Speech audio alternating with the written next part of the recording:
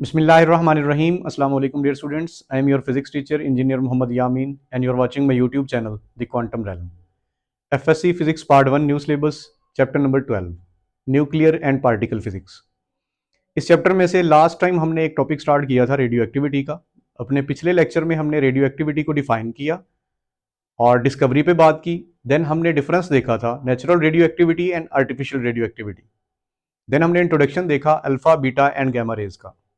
आज के लेक्चर में उसी का अगला हाफ हम पढ़ेंगे। तो आज का लेक्चर जो है स्पेसिफिकली जिसमें हम न्यूक्लियर ट्रांसम्यूटेशन डिस्कस करेंगे, डेफिनेशन देखेंगे ट्रांसम्यूटेशन क्या होती है, parent element, daughter element, conservation laws. Then हम alpha decay and beta decay को डिटेल में डिस्कस करेंगे। जैसा कि आप लोग जानते हैं, प्रीवियसली हमने पढ़ा कि नेचुरल रेडियो एक्टिविटी में क्या होता है कि वो तमाम एलिमेंट्स जिनके एटॉमिक नंबर 82 से ग्रेटर हैं वो नेचुरली तौर पर अनस्टेबल होते हैं और वो इमिट करते हैं radiations to get stability.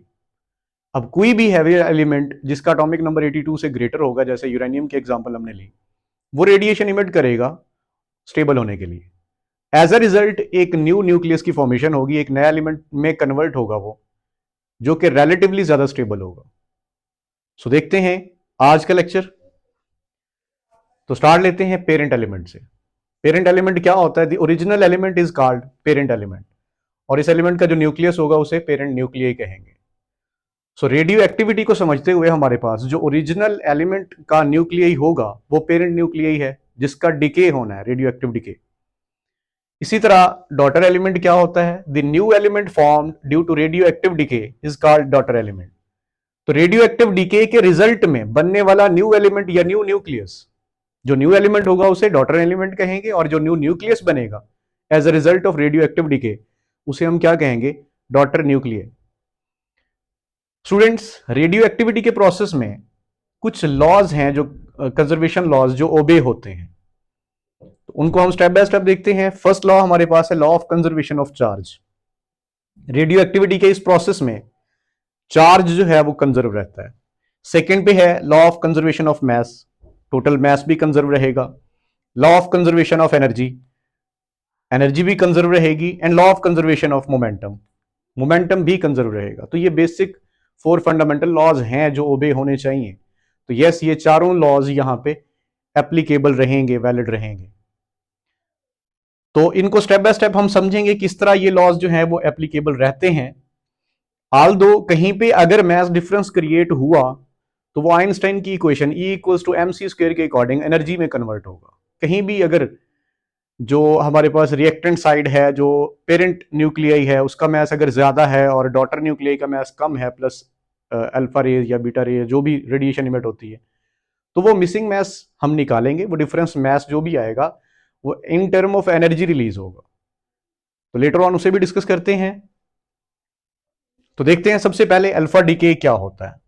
In alpha decay parent nuclei emit an alpha particle. Previously हमने देखा अल्फा रे होती क्या है। अल्फा पार्टिकल हीलियम का न्यूक्लियाई होता है। अब कोई भी रेडियो एक्टिव एलिमेंट जो रेडिएशन इमिट करेगा, अगर तो वो अल्फा रे इमिट कर रहा है तो दैट मींस उसके न्यूक्लियस में से क्या इमिट हो रहा है? एक हीलियम का न्यूक्लियर, या सिंपली ये एक पार्टिकल इमिट हो रहा है। तो नया बनने वाला न्यूक्लियस, उसके एटॉमिक नंबर और एटॉमिक मास में क्या चेंज आएगा? तो देखें, एक्स हमारे पास पेरेंट न्यूक्लियाई है जिसका एटॉमिक नंबर Z और एटॉमिक मास A है। क्योंकि डिफरेंट रेडियो एक्टिव एलिमेंट है तो यहां पे स्पेसिफाई नहीं किया एटॉमिक नंबर या एटॉमिक मास। आगे चल के हम एग्जांपल में देखते हैं। यहां कोई भी रेडियो एक्टिव एलिमेंट या पेरेंट एलिमेंट जिसको मैंने एक्स से रिप्रेजेंट किया, उसका एटॉमिक नंबर Z और एटॉमिक मास A है। जब उसका रेडियो एक्टिव डिके होता है तो वो एक डॉटर न्यूक्लियाई में कन्वर्ट हो जाता है। डॉटर न्यूक्लियाई का एटॉमिक नंबर Z -2 है और एटॉमिक मास A -4 है। और न्यू जो पार्टिकल यहां पे रिलीज हो रहा है, अल्फा पार्टिकल, उसे हम हीलियम का न्यूक्लियाई के तौर पर जानते हैं, और वो एटॉमिक नंबर 2 और एटॉमिक मास 4 होता है। ये अल्फा पार्टिकल इमिट हुआ और ये डॉटर न्यूक्लियाई। तो याद रखना है यहां पे कि जो डॉटर न्यूक्लियाई बनेगा उसके एटॉमिक नंबर में कितना चेंज आएगा? 2 कम हो जाएगा और एटॉमिक मास 4 कम हो जाएगा। यहां देखते हैं हम, during an alpha decay atomic number Z decreases by 2 and mass number A या न्यूक्लियॉन नंबर डिक्रीजेस बाय 4। तो यहां पे एटॉमिक नंबर 2 कम होगा और एटॉमिक मास 4 कम होगा। एग्जांपल्स यहां 2 लिखी हुई है मैंने। तो पहली एग्जांपल देखें, रेडियम रेडॉन में कन्वर्ट हो रहा है और अल्फा पार्टिकल की इमिशन हो रही है। तो रेडियम का जो एटॉमिक नंबर है वो 88 है और एटॉमिक मास 226 है।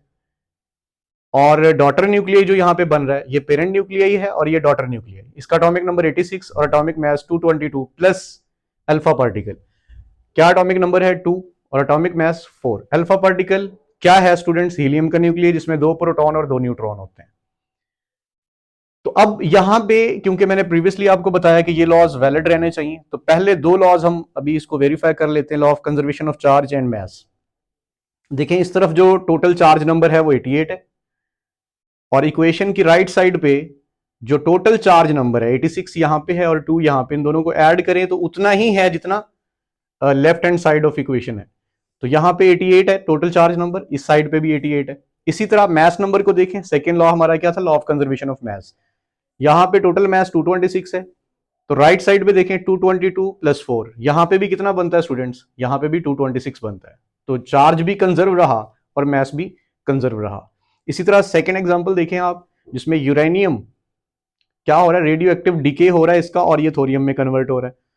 सो इसका एटॉमिक नंबर 90 है, तो नया न्यूक्लियस जो बनेगा उसका इससे 2 कम होगा, यानी 92 में से 2 निकालें तो 90 बनता है, तो वो थोरियम का होता है।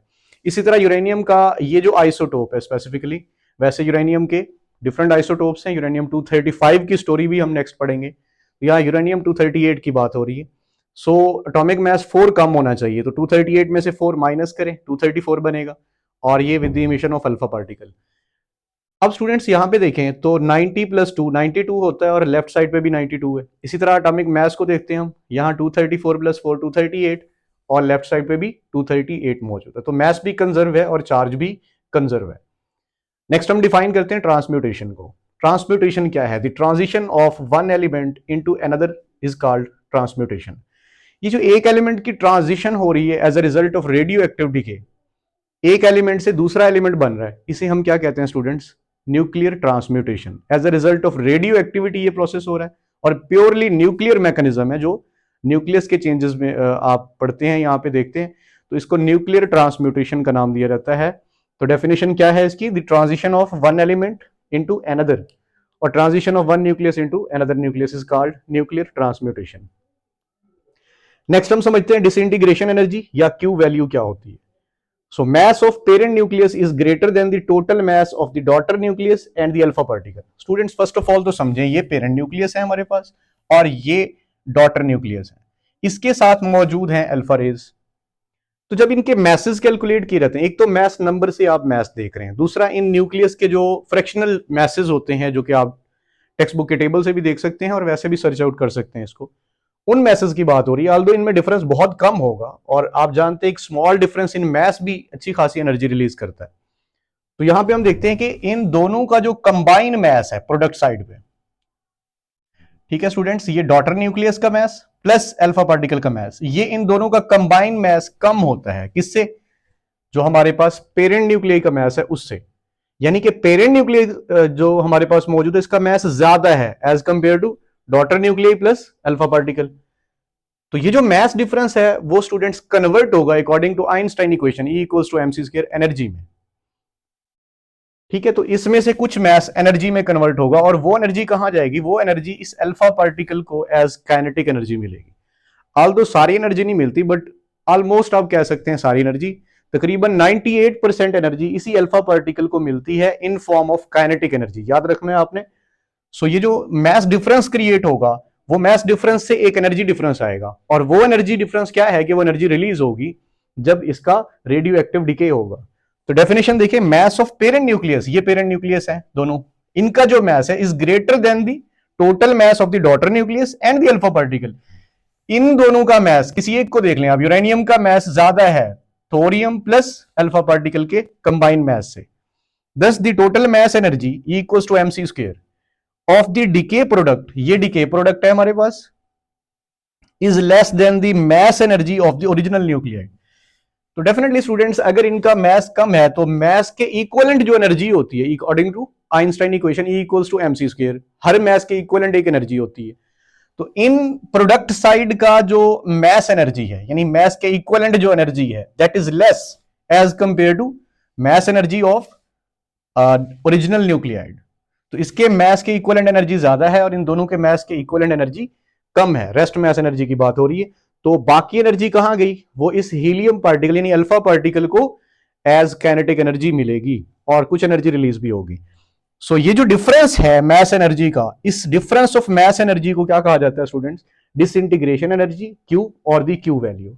तो यही डेफिनेशन है कि जो मैस ऑफ पेरेंट न्यूक्लियस है that is greater than the total mass of the daughter nuclei and the alpha particle, और द मैस एनर्जी डिफरेंस भी आप इसको कह सकते हैं, that difference is known as disintegration energy और द क्यू वैल्यू। सो ये इंपॉर्टेंट डेफिनेशन थी जो हमने डिस्कस की।